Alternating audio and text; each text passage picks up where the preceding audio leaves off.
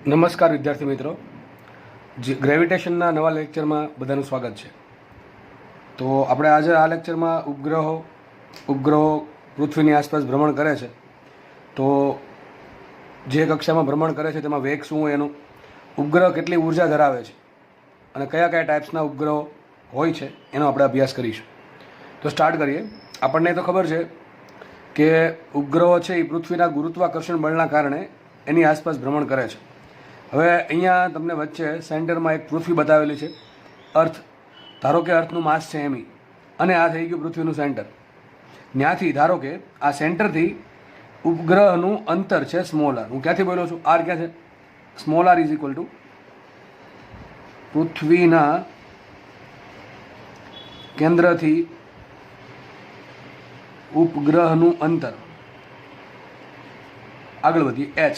ચલો, એચ લઈ લઈએ આપણે. આ હાઈટ પૃથ્વીની સપાટીથી ઉપગ્રહની અંતર. પૃથ્વીની સપાટીથી ઉપગ્રહની ઊંચાઈ, એમ લખી નાખીએ. ઉપગ્રહની ઊંચાઈ. આગળ સ્મોલ એમ બરાબર ધારી લઈએ ઉપગ્રહનું દળ. બરાબર છે. હવે આપણે આમાં શું પહેલાં ફાઇન્ડ કરશું? આપણે એ પહેલાં ફાઇન્ડ કરશું કે આ જે ઉપગ્રહ ભ્રમણ કરે છે એ જે સેટેલાઇટ છે પૃથ્વીનો કોઈ પણ, એ પછી સેટેલાઇટના બે પ્રકાર છે, કુદરતી સેટેલાઇટ અને એક આર્ટિફિશિયલ, આપણે જે માનવ સર્જિત હોઈએ કૃત્રિમ ઉપગ્રહ, અને એક કુદરતી ઉપગ્રહ.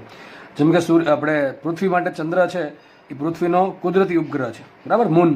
અને માનો કે આપણે આર્યભટ્ટ એક સેટેલાઇટ હતો જે સૌપ્રથમ ભારતનો સેટેલાઇટ હતો પૃથ્વી પ્રત્યે ફરવાવાળો.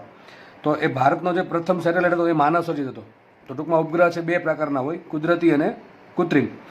પૃથ્વીને એક જ કુદરતી ઉપગ્રહ છે જે છે ચંદ્ર, પણ પૃથ્વીની આજુબાજુ ઘણા બધા કૃત્રિમ ઉપગ્રહો ભ્રમણ કરે છે. હવે પહેલી ચોખવટ પાડ્યો તમને, એવું જરૂરી નથી કે ઉપગ્રહ છે એ વર્તુળાકાર માર્ગમાં જ ફરે, એ લંબવૃત્તિ માર્ગમાં પણ ફરતો હોય, બરાબર. અલગ અલગ એની જે ઓર્બિટ હોય એમાં ભ્રમણ કરતો હોય. પણ આપણે અત્યારે સિમ્પ્લિફિકેશન માટે, થોડુંક ઇઝી બને એના માટે આપણે એવું માનીશું કે ઉપગ્રહનો માર્ગ વર્તુળાકાર છે. તો પહેલી કન્ડિશન આપણે એ ધારણા કરી છે કે ઉપગ્રહ જે પૃથ્વીની આસપાસ ફરે છે વર્તુળાકાર માર્ગમાં ફરે છે. એક્ઝેક્ટલી વર્તુળાકાર માર્ગ હોવો જરૂરી નથી, એ લંબવૃત્તિ માર્ગ પણ હોઈ શકે, બરાબર છે. અલગ અલગ ઓર્બિટ્સમાં ઉપગ્રહ આપણે જે પ્રમાણે ગતિ કરવા માંગતા હોઈએ એ પ્રમાણે ભ્રમણ કરતા હોય. ઘણા ઉપગ્રહ વિષુવવૃત્તની આસપાસ ફરતા હોય છે, ઘણા ઉપગ્રહ છે એ ટૂંકમાં જે પોલર ઓર્બિટ હોય, બરાબર છે, એ પોલર ઓર્બિટમાં ફરતા હોય છે. તો આપણે અલગ અલગ ટાઈપ્સ જોશું ત્યારે ચર્ચા કરીશું ઉપગ્રહની જે કક્ષા હોય એની. તો આપણે પહેલાં ફાઇન્ડ કરવાનું છે ઉપગ્રહની ઉર્જા. તો આપણે લખીએ હવે અહીંયા ઉપગ્રહની ઉર્જાઓ. ચલો, ઉપગ્રહની ઉર્જાઓ. માનો કે આ પૃથ્વીનું સેન્ટર છે અહીંયા, બરાબર. ત્યાંથી ઉપગ્રહ આર અંતરે છે. હવે હું તમને પ્રશ્ન પૂછું, તમે લાસ્ટ લેક્ચર ભણ્યા છો, બરાબર, બંધન ઉર્જા, નિષ્કર્ષણ ઉર્જા, બધું ભણ્યા આપણે. તો એના આધારે તમને પહેલા પ્રશ્ન એમ પૂછવામાં આવે કે ઉપગ્રહ છે એ પૃથ્વીના બંધનમાં છે કે નથી? તો આ સીધી વાત છે, સર, બંધનમાં છે. બંધનમાં એટલા માટે છે કારણ કે પૃથ્વીની આસપાસ ફરે છે. જો એ બંધનમાં ના હોત તો પૃથ્વીની આસપાસ ફરવાનો કોઈ મતલબ જ નથી એને, બરાબર છે. પૃથ્વીની આસપાસ ફરત નહીં, એ કંઈક દૂર જ પોતાની રીતે બીજા કોઈ પદાર્થની આસપાસ હતો, અથવા દૂર જઈને ત્યાં સ્થિર થઈ જાય, અથવા કંઈક ગતિ ઉર્જા ધરાવત. પણ પૃથ્વી જોડે એનો કોઈ રિલેશન રહેત નહીં. પણ અત્યારે તો ઉપગ્રહ છે એ પૃથ્વીની આસપાસ ફરે છે, ધેટ મીન્સ એ પૃથ્વીના બંધનમાં છે. તો ઉપગ્રહ પાસે કેટલી ઉર્જા હોય? આપણે સિમ્પલ, આપણને ખબર છે કે કોઈ પણ પદાર્થ પાસે મુખ્યત્વે બે ઉર્જા હોય નોર્મલી ક્લાસિકલ ફિઝિક્સમાં. તો બે ઉર્જા કઈ કઈ હોય? એક તો પદાર્થ પાસે સ્થિતિ ઉર્જા હોય અને બીજી પદાર્થ પાસે ગતિ ઉર્જા હોય. એ બંને ભેગી કરીને પદાર્થની શું મળે? કુલ ઉર્જા મળે. શું મળે? પદાર્થની કુલ ઉર્જા મળે.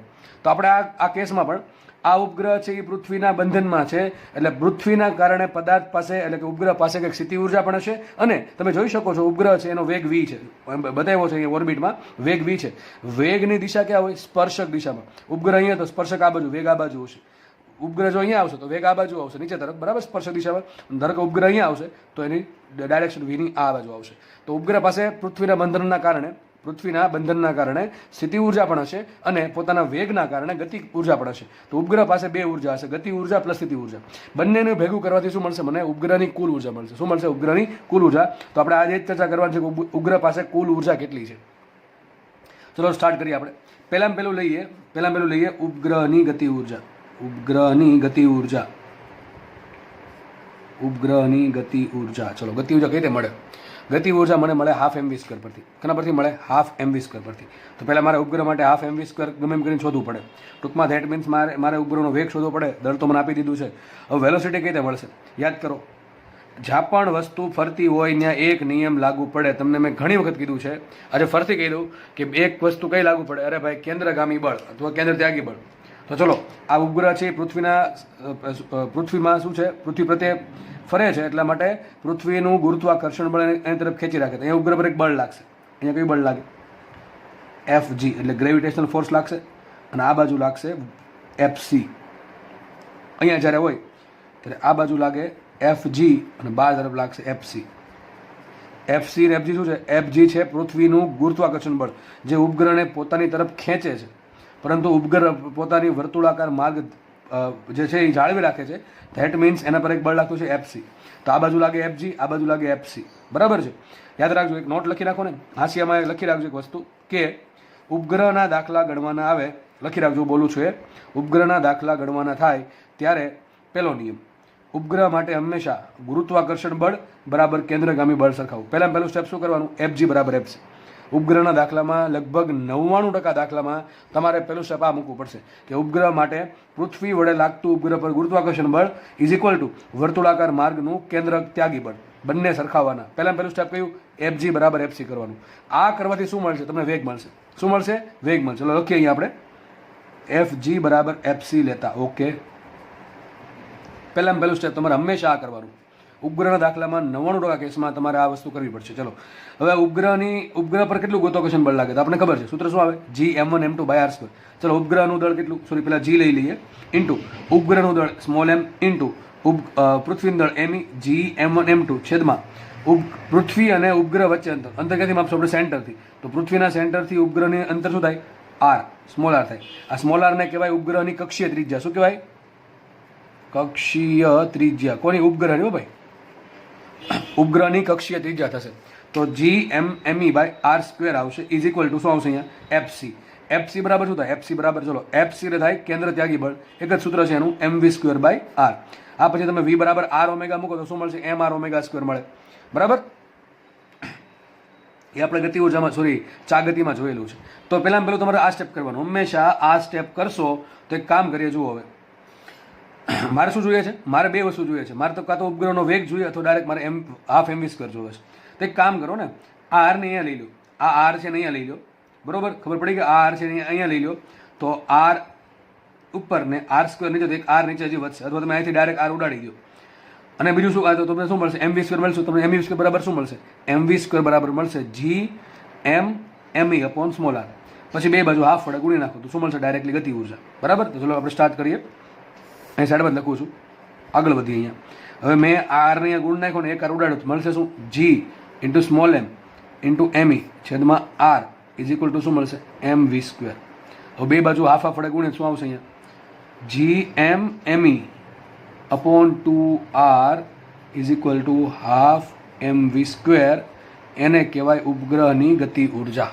ઉપગ્રહની ગતિ ઉર્જાનું સૂત્ર આવી ગયું. બહુ આઈએમપી સૂત્ર છે.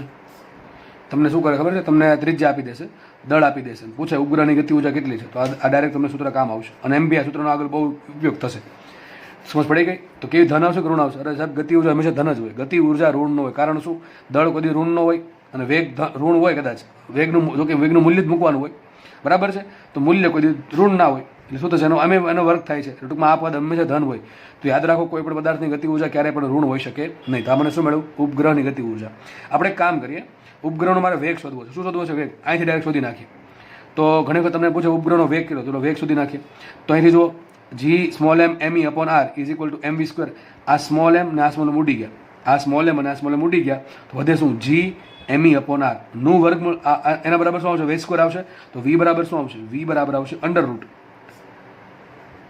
Gme/r. આ મને મળી ગયો ઉપગ્રહનો વેગ. એક પ્રશ્નમાંથી બે સૂત્ર આઈએમપી છે. આપણા આઈએમપી છે. હજી એક આમાંથી સવાલ પૂછાય, શું ઉપગ્રહનો વેગ ઉપગ્રહના દળ પર ડિપેન્ડ કરે કે ન કરે?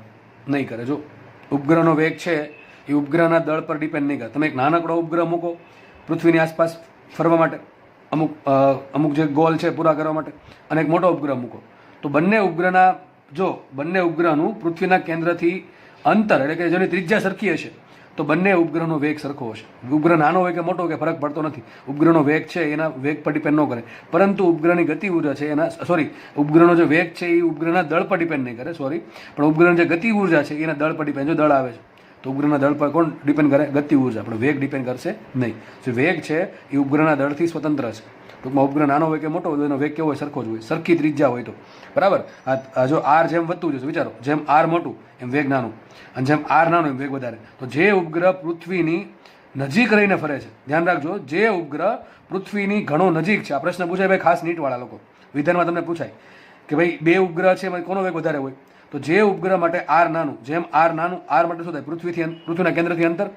ટૂંકમાં જે ઉપગ્રહ પૃથ્વીની ઘણો નજીક રહીને ફરતો હશે એનો વેગ સૌથી વધારે હશે, અને જેમ જેમ જેમ જેમ ઉપગ્રહ પૃથ્વીથી દૂર જતો જશે એમ એનો વેગ ઘટતો જશે.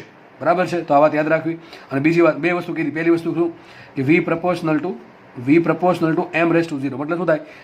વેગ છે એ દળ પર ડિપેન્ડ કરતો નથી, કોના? ઉપગ્રહના. અને બીજી વસ્તુ, v છે એ વધે જો r ઘટે તો. બરાબર. જેમ અંતર ઘટશે, ત્રિજ્યા ઘટશે, એમ વેગ વધતો જશે. તો આપણને એક વસ્તુ મળી ગઈ, ઉપગ્રહની ગતિ ઉર્જા. આપણે નેક્સ્ટ ફાઇન્ડ કરીએ ઉપગ્રહની સ્થિતિ ઉર્જા. ચલો અહીં સાઈડમાં બતાવી દઉં છું, કારણ કે મારે આકૃતિની જરૂર છે એટલા માટે. તો બીજી લઈએ ઉપગ્રહની સ્થિતિ ઉર્જા. ઉપગ્રહની સ્થિતિ ઉર્જા જુઓ, સીધું સૂત્ર જ આવશે આમાં. તમને કીધું હતું કોઈ પણ પદાર્થ માટે સ્થિતિ ઉર્જા શું હોય? યાદ કરો કાલની થિયરી કે એમ દળનો પદાર્થ છે એના માટે પૃથ્વી માટે સ્થિતિ ઉર્જા શું આવે? -g me/r. તમને ખબર હશે આર શું છે? મેં તમને કીધું સ્થિતિ ઉર્જા માટે હંમેશા પૃથ્વીના કિસ્સામાં હંમેશા આર ક્યાંથી માપવાનું? કેન્દ્રથી. ચલો જોઈ લઈએ. આ ઉપગ્રહ છે, ઉપગ્રહ બરાબર છે, એનું દળ સ્મોલ એમ છે, પૃથ્વીનું દળ એમી છે. એ પૃથ્વીથી કેટલો દૂર? પૃથ્વીના કેન્દ્રથી કેટલો દૂર છે? સ્મોલ આર અંતર દૂર છે. તો પૃથ્વીની અને ઉપગ્રહની સ્થિતિ ઉર્જા કેટલી આવશે? u બરાબર -g me સ્મોલ એમ છેદમાં ઉપગ્રહનું કેન્દ્રથી અંદર કેટલું છે? Small r. કેટલી આવશે? આટલી આવશે. u બરાબર -g me/સ્મોલ આર. ઘણી વખત છે ને, ચલો આને આ આપણા માટે IMP આ ડાયરેક્ટ મળી ગયું આપણને, કારણ કે આપણે આના ઉપર આખો લેક્ચર કાલે ભણાવેલો છે. સ્થિતિ ઉર્જા મળી ગઈ. ઘણી વખત તમારે સ્થિતિ ઉર્જા આ પ્રમાણે પણ મળે. u બરાબર -g me/r બરાબર શું થાય? re + a. શું થશે? જો આટલું ડિસ્ટન્સ છે, આટલું પૃથ્વીના કેન્દ્રથી પૃથ્વીની સપાટીને સુધીનું અંતર થશે re, અને ત્યાંથી પછી કેટલી ઊંચાઈ છે? h છે. તો આ સ્મોલ આર બરાબર શું થાય? re + h. તો સૂત્ર તમને આ પ્રમાણે પણ જોવા મળે. બરોબર છે? તો મને બે વસ્તુ મળી ગઈ, ઉપગ્રહની સ્થિતિ ઉર્જા મળી ગઈ અને ઉપગ્રહની ગતિ ઉર્જા મળી ગઈ. હવે આમ યાદ રાખજો, આ પાછળ લખું છું, આ ગતિ ઉર્જાનું સૂત્ર અને સ્થિતિ ઉર્જા સૂત્ર પાછળ લખું છું, જોજો તમે. તો ઉપગ્રહની ગતિ ઉર્જા આપણે કેટલી મળી હતી? k બરાબર પ્લસમાં મળી હતી, +g me સ્મોલ m છેદમાં 2r. આપણે એટલે હમણાં સાબિત કરી. અને ઉપગ્રહની સ્થિતિ ઉર્જા કેટલી મળી? u બરાબર -g me/સ્મોલ આર. આટલું મળ્યું. જો બેમાં ઘણા બધા પદ સરખા છે. g સરખું છે બેમાં, me સરખું છે, m સરખું છે, અને r સરખું છે. બધું છે, ખાલી બે. અહીંયા ભાગાકારમાં બે છે. ઘડીકા પ્લસ માઇનસ ભૂલી જાઓ, ભૂલી જાઓ. તો k બરાબર શું લીધું? જો g me/2r. u બરાબર શું લીધું? g me/r. ચલો મોટું કોણ છે? u મોટા છે. એમ કહી શકાય ગતિ ઉર્જા સ્થિતિ ઉર્જા કરતાં અડધી છે. જુઓ, ગતિ ઉર્જા સ્થિતિ ઉર્જા કરતાં અડધી છે. જુઓ, ખબર ન પડી ભાઈ? અહીંયા g me/r છે, અહીંયા g me/2r છે. ટૂંકમાં ભાગાકારમાં બે છે ને, તો ગતિ ઉર્જા સ્થિતિ ઉર્જા કરતાં અડધી છે, પણ માઇનસમાં. અથવા એમ કહી શકાય કે ગતિ ઉર્જા કરતાં સ્થિતિ ઉર્જા ડબલ છે. ગતિ ઉર્જા કરતાં સ્થિતિ ઉર્જા ડબલ છે, માઇનસમાં. જો ગતિ ઉર્જા x હોય તો સ્થિતિ ઉર્જા થશે -2x. ખબર ન પડે? ખબર પડવી જ જોઈએ દોસ્ત. જો માનો કે એક એક્ઝામ્પલ લઈએ, ગતિ ઉર્જા 25 છે તો આ થશે -50. અથવા માનો કે આ -50 હોય તો આ થશે 25. મેં કીધું ને, ગતિ ઉર્જા છે એ સ્થિતિ ઉર્જા કરતાં અડધી છે. અથવા એમ બોલી શકો કે ગતિ ઉર્જા કરતાં સ્થિતિ ઉર્જા ડબલ છે. બે વસ્તુ સરખી છે કે નહીં ભાઈ? એક છે એક, એ બે કરતાં અડધા છે, અને બે છે એ કરતાં ડબલ છે. બે વાત તો સરખી જ છે કે નહીં ભાઈ? તો ગતિ ઉર્જા છે એ સ્થિતિ ઉર્જા કરતાં અડધી હોય. આ પ્રશ્ન મોસ્ટ IMP પ્રશ્ન. કોઈ પણ ઉપગ્રહ ગમે ત્યાં હોય, કોઈ પણ ઉપગ્રહ પૃથ્વીની આસપાસ કે કોઈ પણ બીજા કોઈ ગ્રહની આસપાસ ફરતો હોય, એના માટે હંમેશા ગતિ ઉર્જા છે એની સ્થિતિ ઉર્જા કરતાં અડધી છે. તો સાઈડમાં લખી દઉં છું. ઉપગ્રહ માટે આમ લખી શકાય, ગતિ ઉર્જા બરાબર માઇનસ ટાઈમ્સ શું થશે? સ્થિતિ ઉર્જા ભાગ્યા 2. સ્થિતિ ઉર્જા પોતે ઋણ છે, એ ઋણ આગળ માઇનસ ઋણ થઈ ગયા. તો શું આવશે? ગતિ ઉર્જા બરાબર સ્થિતિ ઉર્જા છેદમાં 2. બરાબર છે? તો આમે લખી શકો. કોને લાગુ પડે? ઉપગ્રહનો ભાઈ વસ્તુ લાગુ પડશે, ઉપગ્રહને, બીજા કોઈ નહીં. સ્થિતિ ઉર્જા બરાબર થશે માઇનસ ટાઈમ્સ 2 ગુણ્યા ગતિ ઉર્જા.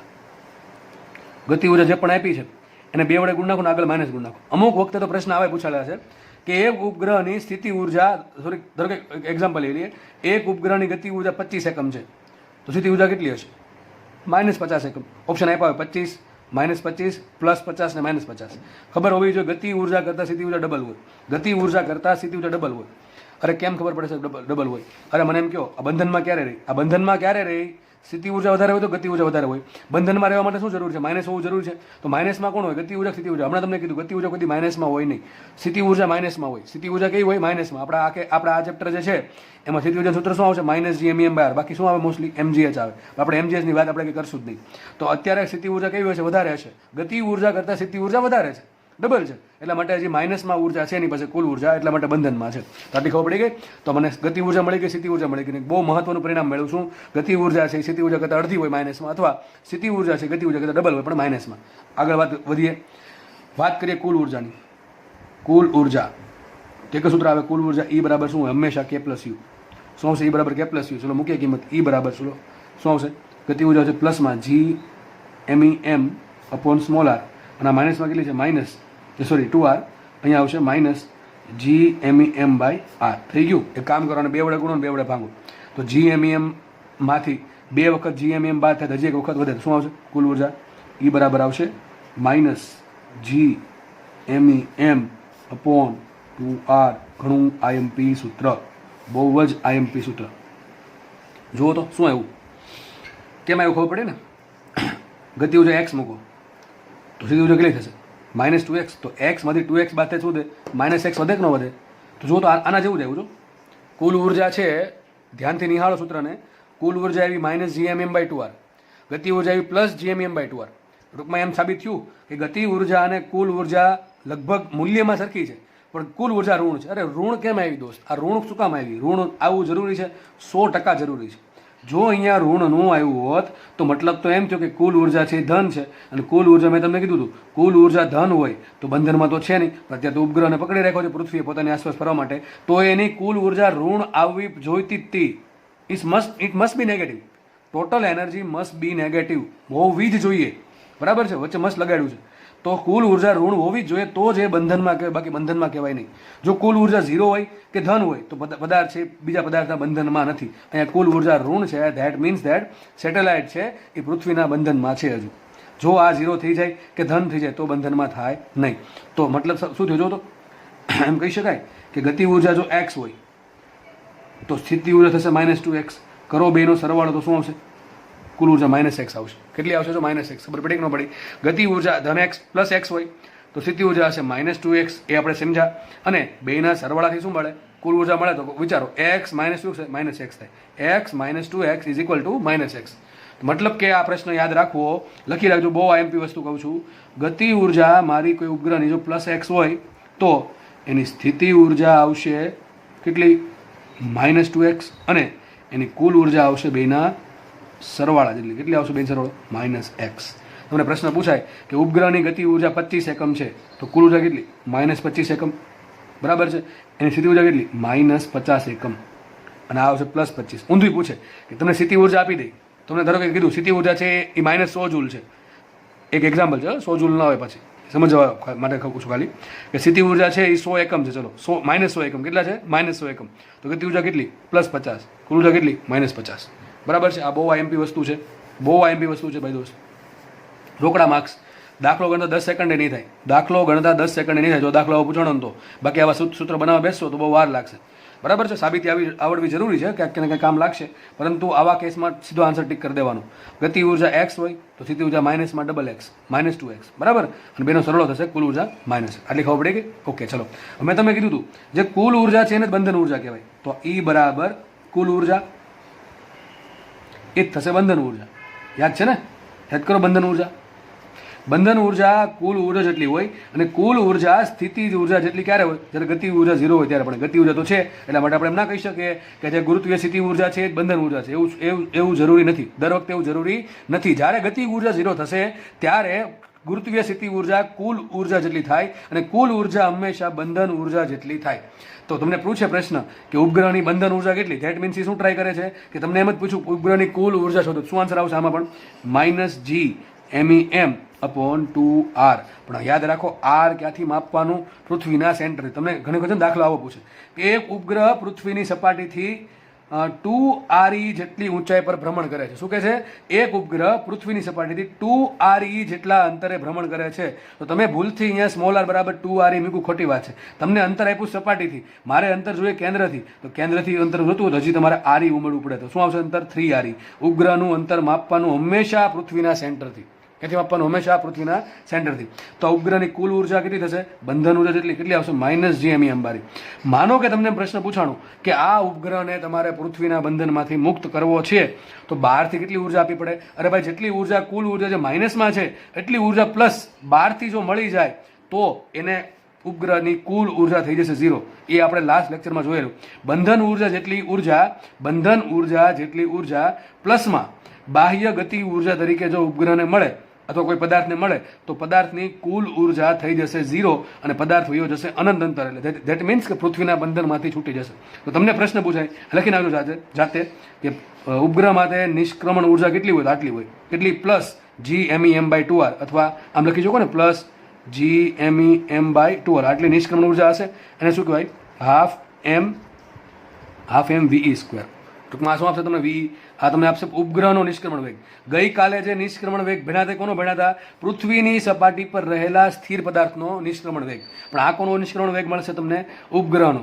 બરાબર છે? ઉપગ્રહને મુક્ત કરવો હોય તો તમારે આટલો વેગ એને બહારથી કંઈકથી આપવો પડે, ગમે રીતે, પૃથ્વીના બંધનમાંથી. જોકે તમને જે મોસ્ટલી પૂછશે અહીંયા સુધી પૂછશે કે ઉપગ્રહની બંધન ઉર્જા કેટલી છે? કેટલી છે? -gmem/2r. ઉપગ્રહને મુક્ત કરવા માટે આપણે ન છોડવો હોય ત્યાં. બરાબર છે? પૃથ્વીની આસપાસ કંઈક સંશોધન માટે કે હવામાન માટે, બરાબર છે, કે આપણે જે મોબાઈલ યુઝ કરીએ છીએ અને ટાવર, ઘણી બધી વસ્તુ ઉપગ્રહનો યુઝ થાય છે.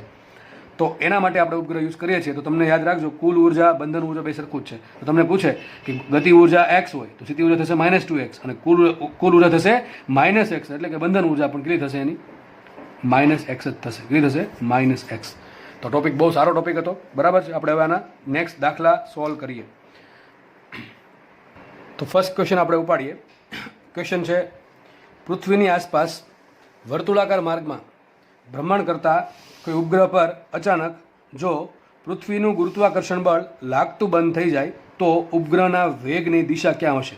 એ એમ કહે છે કે માનો કે આ પૃથ્વી છે, સપોઝ કે આ એની આસપાસ ઉપગ્રહ ફરે છે. માનો કે વર્તુળાકાર માર્ગ છે, આર જેટલા કક્ષીય ત્રિજ્યામાં ઉપગ્રહ ફરે છે. આપણને ખબર છે ઉપગ્રહનો વેગ કઈ દિશામાં હોય? સ્પર્શક. ટૂંકમાં અહીંયા આપણે આ પ્રમાણે વેગ હશે. જ્યારે ઉપગ્રહ અહીંયા આવશે તો વેગ આ રીતે હશે. જ્યારે ઉપગ્રહ અહીંયા આવશે તો વેગ આ રીતે હશે. અહીંયા આવશે તો વેગ ઉપર આ રીતે હશે. ટૂંકમાં ઉપગ્રહનો વેગ હંમેશા ક્યાં હોય? હંમેશા પૃથ્વીના એના જે વર્તુળાકાર માર્ગ છે એ વર્તુળાકાર માર્ગના સ્પર્શકની દિશામાં. એના પર કયા બળ લાગે? બે બળ લાગે. એક તો લાગે fg અને એક બહાર તરફ લાગશે fc. દરેક વખતે અહીંયા લાગે fg અંદર તરફ અને હંમેશા fc બહાર તરફ લાગશે. હંમેશા બે બળ કેવા હોય? ત્રિજ્યા વર્તી દિશામાં. ટૂંકમાં હંમેશા ત્રિજ્યા દિશામાં લાગે. એવું નહીં કે fg હંમેશા આમ જ રહેશે. સ્થાન બદલ્યું તો fg બદલી જશે. બરાબર છે? તો એ રકમ એમ કહે છે કે જો આ પદાર્થ પર, આ જે ઉપગ્રહ છે એના પર અચાનક પૃથ્વીનું ગુરુત્વાકર્ષણ બળ લાગતું બંધ થઈ જાય તો શું થાય? વિચારો, fg છે લાગતું બંધ થઈ જાય તો થાય શું? તો કંઈ નહીં થાય. છેલ્લે કેટલો, માનો કે અહીંયા જ્યારે fg લાગે છે ત્યારે વેગ એટલો આ દિશામાં હશે, આ દિશામાં છે ને. હવે જેવું fg લાગતું બંધ થયું, હવે fc નો કંઈ મતલબ નથી. પદાર્થ છે આ પ્રમાણે બહાર આવશે, સીધો આમ બહાર આવી જશે. ઉપગ્રહ છે એ આ પ્રમાણે ભ્રમણ કરતો અચાનક ધારો કે આ પોઈન્ટ પર આવ્યો અને આ પોઈન્ટ પર ધારો કે અચાનક ગુરુત્વાકર્ષણ બળ લાગતું બંધ થઈ ગયું. શું થશે? એ સ્પર્શકની દિશામાં આગળ વેગ વધશે. સ્પર્શકની દિશામાં. કઈ દિશામાં? સ્પર્શક દિશામાં. ધારો કે આ પોઈન્ટ પર હતો અને અચાનક ગુરુત્વાકર્ષણ બળ લાગતું બંધ થઈ ગયું તો આ પ્રમાણે જશે, આ પ્રમાણે આગળ વધશે. માનો કે આ પોઈન્ટ પર આવ્યો અચાનક અને અચાનક રીતે ગુરુત્વાકર્ષણ બળ લાગતું બંધ થઈ ગયું તો આ પ્રમાણે આગળ વધશે, ઇન ધીસ ડાયરેક્શન. ટૂંકમાં સાબિત શું થયું કે પદાર્થ પર જ્યારે અચાનક ગુરુત્વાકર્ષણ બળ લાગતું બંધ થઈ જશે ત્યારે પદાર્થનો વેગ કઈ દિશામાં હશે? સ્પર્શકની દિશામાં હશે. કઈ દિશામાં હશે? સ્પર્શકની દિશામાં. ચલો, એકદમ ઇઝી ક્વેશ્ચન હતો, સોલ્વ થઈ જાય છો. ચલો નેક્સ્ટ ક્વેશ્ચન જોઈએ આપણે. જોઈ લઈએ. ચલો, પૃથ્વી પરથી પદાર્થના શિરોલંબ પ્રક્ષેપણ માટે નિષ્ક્રમણ ઝડપ 11.2 કિલોમીટર/સેકન્ડ. આ તમને વિધાન આપેલું છે કે માનો કે આ પૃથ્વી છે, બરાબર? આ પૃથ્વી છે, એના પર કોઈ સ્થિર પદાર્થ છે. એ પદાર્થને મારે પ્રક્ષેપ કરવો છે, એટલે કે એને પૃથ્વીના બંધનમાંથી છોડાઈ દેવો છે. તો શું કરવું પડે? કેટલી ઝડપ આપવી પડે? નિષ્ક્રમણ ઝડપ આપી છે 11.2 કિલોમીટર/સેકન્ડ. તો એમ કહે છે તો પદાર્થને 45 ડિગ્રીએ ફેંકવા માટે નિષ્ક્રમણ ઝડપ કેટલી હશે? ટૂંકમાં એમ કે જે પદાર્થને તમે ઉપર તરફ છોડો, આમ શિરોલંબ ઉપર તરફ જવા દો, તો તો કેટલો વેગ આપવો પડે? 11.2 કિલોમીટર પર સેકન્ડ. તો તમે એમ કહે છે તમારે પદાર્થને આ પ્રમાણે જવા દેવો હોય, આ પ્રમાણે કેટલા ખૂણે? 45 ડિગ્રીના ખૂણે. ટૂંકમાં તમારે પદાર્થને 90 ડિગ્રીના ખૂણે નહીં પણ 45 ડિગ્રીના ખૂણે વેગ આપીને પૃથ્વીના બંધનમાંથી મુક્ત કરવો હોય કેટલો વેગ આપવો પડે એમ કહે છે. તમને યાદ હશે નિષ્ક્રમણ વેગનું સૂત્ર શું હતું? તો મને ધ્યાન નથી યાદ, ચલો બનાવી લઈએ આપણે. પૃથ્વી માટે બંધન ઉર્જા શું હતી? -GMEM/RE. હવે એની પ્લસ લે GMEM/RE. ઓકે, આ પ્લસમાં આટલી ઉર્જા બહારથી ગતિ ઉર્જા આપું તો ½ mVE². તો શું હતું વી સૂત્ર? વી બરાબર અંડર રૂટ શું આવશે? 2GME. બરાબર, સૂત્ર આવું કંઈક હતું. જો તમને ભાઈ મારી જેમ યાદ ન હોય તો આપણે બનાવી લેવાનું. યાદ જો સૂત્ર મને યાદ નથી રહેતા પણ મને સાઈડમાં સાબિત કરતા આવડે ફટાફટ 5 સેકન્ડમાં. તમને પણ એવું ફાવતું હોય તો તમે યાદ ઓછું રાખો ચાલશે. યાદ તો નહીં રાખતો નહીં કરવાનું, યાદ રાખવાની પ્રેક્ટિસ કરવાની, લખીને યાદ રહી જશે. તો ચલો કે માનો કે આપણે આ સૂત્ર આપણે તમે તારવેલું આપણે સાબિત કરેલું છે. તો મને એમ કહો આ સૂત્ર છે એમાં વેગ આ શું છે? નિષ્ક્રમણ વેગ છે. આમાં કંઈ ખૂણો આવ્યો? cos θ, sin θ, tan θ કંઈ આવ્યું છે? નથી આવતું. આમાં પદાર્થનું દળ પણ નથી આવતું. તમારે કોઈ પણ પદાર્થને મોકલવો હોય, કોઈ પણ ખૂણે મોકલવું હોય, નિષ્ક્રમણ વેગ હંમેશા આટલો જ રહેશે. કન્ડિશન કઈ છે? પદાર્થ પૃથ્વીની સપાટી પર સ્થિર હોવો જોઈએ. પદાર્થ છે એ પૃથ્વીની સપાટી પર હોવો જોઈએ અથવા સ્થિર હોવો જોઈએ. બરાબર છે? તો યાદ રાખજો, તમને આ પ્રશ્ન પૂછે કે 45 ડિગ્રીએ ફેંકવા માટે કેટલો નિષ્ક્રમણ વેગ હોય, 30 ડિગ્રી માટે કેટલો હોય, 90 ડિગ્રી માટે કેટલો હોય, કોઈ પણ ખૂણો હોય, થીટાની કોઈ પણ વેલ્યુ હોય, પદાર્થનું કોઈ પણ દળ હોય, કીડી હોય, હાથી હોય, સેટેલાઇટ હોય, દરેક માટે સરખો હોય કેટલો? 11.2 કિલોમીટર સેકન્ડ. આ સવાલ પૂછાઈ ગયો છે. બરાબર છે? એકદમ ઇઝી સવાલ છે કે આમાં શું આન્સર આવશે? નિષ્ક્રમણ વેગ છે એ ખૂણા પર ડિપેન્ડ કરતો નથી. અને બીજી વાત એમ પૂછી શકે નિષ્ક્રમણ વેગ છે દળ પર પણ ડિપેન્ડ કરતો નથી. તો કોઈ પણ યાદ રાખજો, 2 સેન્ટેન્સ હંમેશા કોઈ પણ ખૂણે ફેંકો, કોઈ પણ ખૂણે તમારે નિષ્ક્રમણ કરવો હોય અથવા કોઈ પણ દળના પદાર્થને નિષ્ક્રમણ કરવો હોય હંમેશા એના માટે વેલોસિટી 11.2 કિલોમીટર પર સેકન્ડ છે. તો નેક્સ્ટ ક્વેશ્ચન જોઈએ. આ ક્વેશ્ચન જેમાં પૂછાયેલ છે. ક્વેશ્ચન છે આવો: પદાર્થની નિષ્ક્રમણ ઝડપ v. શું છે? પદાર્થની નિષ્ક્રમણ ઝડપ v. હવે એક વસ્તુ યાદ રાખજો, તમને પદાર્થ ક્યાં છે એ ચોખવટ ન પાડે તો શું સમજવાનું? પદાર્થ છે એ પૃથ્વીની સપાટી પર સ્થિર છે. યાદ રાખી લેજો ભાઈ, જ્યાં પણ તમને ચોખવટ નહીં પાડે પદાર્થ ક્યાં છે તો એવું માની લેવાનું પદાર્થ પૃથ્વીની સપાટી પર સ્થિર છે. ચોખવટ પાડે કે ભાઈ અહીંયા છે કે ઊંચાઈ પર છે કે ભ્રમણ કરે છે તો અલગ વસ્તુ છે, ન પાડે તો લઈ લેવાનું. ચલો રકમ વાંચીએ. પદાર્થની નિષ્ક્રમણ ઝડપ v એટલે કયા પદાર્થની? પૃથ્વીની સપાટી પર સ્થિર રહેલા પદાર્થની નિષ્ક્રમણ ઝડપ v અને પદાર્થના દળ m માટે સંબંધ આપ્યો છે v ∝m⁴n. તો n શોધવાનું છે તમારે. શું આન્સર આવે? આમ શું આન્સર આવે? પદાર્થનો નિષ્ક્રમણ વેગ શું હોય? ve બરાબર શું આવે? √2GME/RE. બોલો આમાં પદાર્થ આ કોનું દળ આપ્યું? પૃથ્વીનું દળ આપ્યું, પદાર્થનું દળ કીધું છે. અહીંયા પૃથ્વી નથી લખ્યું, પદાર્થ લખ્યું છે. તો પદાર્થનું દળ તો આમાં આવતું જ નથી. તો લખાઈશું ve ∝m⁴0 તો n બરાબર 0 આવશે. હમણાં કીધું એ પ્રમાણે કે વેગ છે નિષ્ક્રમણ વેગ છે એ પદાર્થના દળ પર આધારિત નથી. તો ve is not proportional to theta, is not depend on theta and v is also not depend on mass. બરાબર, માસ પર પણ ડિપેન્ડ કરતું અને થીટા પર પણ ડિપેન્ડ કરતું નથી. આ બે વસ્તુ નાથી પ્રશ્ન પૂછાય છે ભાઈ, દર વર્ષે કંઈક નું કંઈક આમાંથી પૂછે છે. બરાબર છે? અને નિષ્ક્રમણ વેગમાંથી જીમાં એક પ્રશ્ન તમે એક્સપ્રેસ કરી શકશો, હશે જ. બરાબર છે? નીટમાં તો એક જ પ્રશ્નો આવશે, ગ્રેવિટેશનમાંથી તમારે એક પ્રશ્ન પૂછાશે, એક અથવા બે. ઘણી વખત બે પૂછાશે, ઘણી વખત મોસ્ટલી એક પૂછાશે. 2017માં લગભગ 2 પ્રશ્ન પૂછાણા હતા નીટના પેપરમાં આ ગ્રેવિટેશન ચેપ્ટરમાંથી. એમાં એક ક્વેશ્ચન હતો પેલો તમને કરાવ્યો છે પેલો ઊંચાઈ અને ઊંડાઈ વાળો, જેમાં ફેરફાર થાય છે. બરાબર છે? ચલો આગળ વધીએ. તો બે વસ્તુ ખાસ યાદ રાખજો કે થીટા પર પણ ડિપેન્ડ કરતું અને દળ પર પણ ડિપેન્ડ કરતું. કોના ગ્રહના નહીં, ગ્રહના દળ પર તો ડિપેન્ડ કરે છે. તો કોના પર ડિપેન્ડ કરતું? જે પદાર્થ તમારે નિષ્ક્રમિત કરવાનો છે એના પર. કોના પર ડિપેન્ડ કરશે? પૃથ્વીના દળ અને પૃથ્વીની ત્રિજ્યા પર. તો શું દરેક ગ્રહ માટે ઝડપ સરખી હોય કે અલગ અલગ હોય? અલગ અલગ હોય. સીધી વાત છે. ve બરાબર શું આવે? v બરાબર √2GME/RE. માનો કે તમારે ચંદ્ર પરથી કોઈ પદાર્થને નિષ્ક્રમિત કરવો છે તો કોનું દળ આવે? તો અહીંયા આવે ચંદ્રનું દળ છેદમાં ચંદ્રની ત્રિજ્યા. સૂર્ય પરથી કરવો તો સૂર્યનું દળ છેદમાં સૂર્યની ત્રિજ્યા. તો દરેક ગ્રહ માટે નિષ્ક્રમણ વેગનું મૂલ્ય અલગ અલગ હોય. ચંદ્ર માટે લગભગ 5 પોઈન્ટ સમથિંગ કંઈક છે, 5 પોઈન્ટ સમથિંગ કિલોમીટર નહીં, 5 પોઈન્ટ નહીં, 2 પોઈન્ટ સમથિંગ, 2.3 કંઈક છે. જો કે મૂકવું પડે એમાં, એ તરત મળી જાય કે બહુ હાથે ઘોડેનો ફરક નથી. એમાં શું કરવું પડે? તમારે અહીંયા મૂકવું પડે ચંદ્રનું દળ, છેદમાં મૂકવું પડે ચંદ્રની ત્રિજ્યા. હવે તમે નેટ પર સર્ચ કરો તમને ચંદ્રનું દળ અને ચંદ્રની ત્રિજ્યા બે મળી જાય. ઇન્ટુ આ કરી દેવાનું 2G અને એનું વર્ગમૂળ કાઢો તમને શું મળશે? ચંદ્ર માટે પણ નિષ્ક્રમણ વેગ મળશે. એ લગભગ મને એક્ઝેક્ટ યાદ નથી પણ લગભગ આની કંઈક આસપાસ છે 2.3 કિલોમીટર પર સેકન્ડ. હવે આ વેગ છે ઓછો કહેવાય. બરાબર? ચંદ્ર મતલબ શું થયો? ચંદ્ર પર કોઈ પણ પદાર્થનો વેગ જો આટલો હોય, કેટલો હોય? 2.3 કિલોમીટર પર સેકન્ડ, તો એ આરામથી ઉડી જશે ચંદ્ર પરથી. ટૂંકમાં ચંદ્ર પરથી નિષ્ક્રમિત થઈ જશે. હવે ચંદ્ર પર વાતાવરણ ન હોવાનું એક કારણ આ પણ છે કે ચંદ્ર પર જે નિષ્ક્રમણ વેગ છે એ ઓછો છે, પણ નિષ્ક્રમણ વેગ જેટલો ઓછો એનો મિનિંગ શું થાય? પદાર્થ આરામથી એના પરથી છટકી જઈ શકે. નિષ્ક્રમણ વેગ જેમ વધારે, પૃથ્વી માટે કેટલો 11.2 છે, ચંદ્ર માટે કેટલો છે 2.3 જ છે, બરાબર, લગભગ છઠ્ઠા ભાગનોથી ઓછો છે. તો નિષ્ક્રમણ વેગ જેમ ઓછો એમ એના પરથી પદાર્થ આરામથી એના બંધનમાંથી છૂટી જવાની સંભાવના સૌથી વધારે છે. એટલા માટે ચંદ્ર પર વાતાવરણ ટકી શકતું નથી. વાતાવરણ માટે ગેસીસ જોઈએ. ગેસીસમાં માનો કે ઓક્સિજન છે તો ઓક્સિજનનો અણુ છે એનો વેગ જો આટલો થઈ ગયો, કેટલો 2.3 કિલોમીટર પર સેકન્ડ, તો આરામથી ચંદ્ર પરથી છટકી જશે. તો ચંદ્ર પર નિષ્ક્રમણ વેગ ઓછા હોવાના કારણે એનો જે બંધનમાં રહેવાની જે કેપેસિટી છે બંધનમાં રાખવાની એ ઓછી છે. એટલા માટે ત્યાં વાતાવરણ નથી. તો આ એક સાઈડની વાત, બરાબર, આપણે કદાચ પૂછે તો યાદ રાખી લેવું. આગળ વધીએ આપણે નેક્સ્ટ દાખલો. નેક્સ્ટ દાખલો બહુ સારો દાખલા છે, બંને દાખલા. ચલો જુઓ, દાખલા આવા પૂછવાનો ચાન્સ વધારે, આવા ઇઝી દાખલા પૂછવાના ચાન્સ વધારે છે.